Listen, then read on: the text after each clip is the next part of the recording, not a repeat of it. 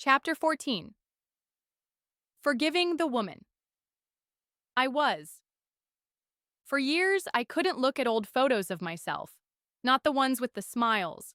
Not the ones where I was holding a baby on my hip or standing beside the man I once called husband. Not the photos of birthdays, holidays, or moments that were supposed to be filled with joy. Because every time I looked, all I saw was the pain behind the eyes, the pretense, the regret.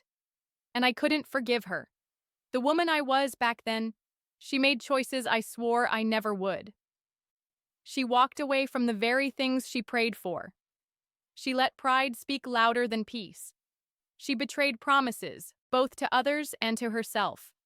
She broke things she couldn't fix. For a long time, I hated her.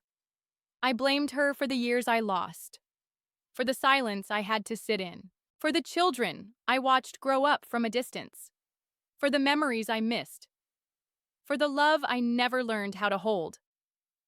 I punished her daily, rehearsing every mistake, every failure, every missed opportunity. I kept her trapped in shame, as if keeping her locked away would protect me from ever becoming her again.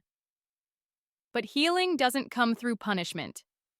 It comes through compassion. I used to think forgiveness meant excusing the damage. That if I forgave myself, I was letting myself off the hook. But forgiveness isn't forgetting. It's remembering differently. It's seeing the whole picture, not just the broken pieces.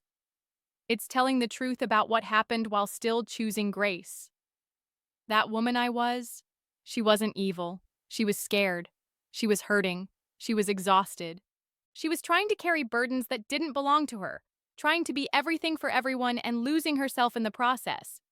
She didn't know how to ask for help. She didn't know how to rest. She didn't know how to heal because no one ever taught her how.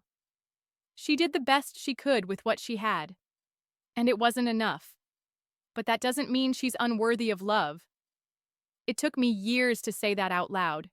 Years to look in the mirror and speak to the reflection with kindness instead of contempt.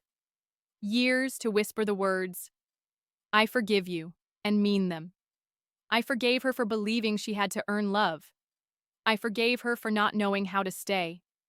I forgave her for chasing validation instead of wholeness.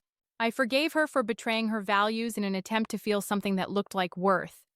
I forgave her for walking away from good things, not because she didn't care, but because she didn't know how to hold what she never believed she deserved. And with every layer of forgiveness came a little more freedom. The weight got lighter. The shame loosened its grip. And I could finally breathe again, not as punishment for surviving, but as permission to live. Forgiving the woman I was didn't happen all at once. It happened slowly, gently, one brave truth at a time. It happened through therapy, prayer, journaling, hard conversations, and soft mornings where I chose grace instead of guilt. And now I can look at those old photos and see her clearly. She wasn't perfect, but she was worth saving. She was worthy of compassion. And she is the reason I'm still here. Because despite everything, she didn't give up. And for that, I thank her. For surviving. For starting again. For getting me here. Forgiveness was never about erasing the past. It was about releasing the pain I kept reliving. And letting love rewrite the story. Not for anyone else's approval, but for my own peace.